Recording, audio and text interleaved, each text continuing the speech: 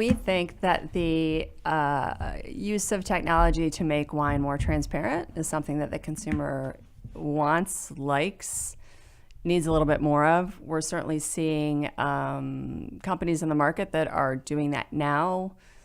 Drizzly, Drink, Minibar, these are all applications that you can be sitting on your sofa and your booze will arrive at your door within 2 hours. But the reality is that wine is something that deserves a little bit more attention and maybe a little bit more transparency. And we would really like for the consumer to be able to have an educational process for the wine that in our mind matters. So I think it's really important that there is a market for the $8 to $10 wine.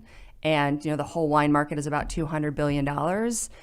But the wine experience where wine actually matters in terms of where it's been produced, how it's been produced, the vintage, where it comes from, and the amount of cultural impact that goes into those wines, we'd like the consumer to just know a little bit more and to know the differences.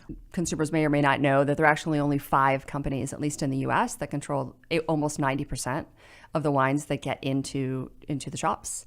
So that means that it's a huge oligopoly, and it's going to only be run by certain companies, and they're going to arrive in front of the consumer. And how are you going to decide? So we'd like to make the engagement with wine easier for the consumer, quickly to know what a wine's worth, where it's from, when you should be drinking it, and how you can find it, and make that very easy and accessible and uncomplicated. But we're really focused on the fine wine space.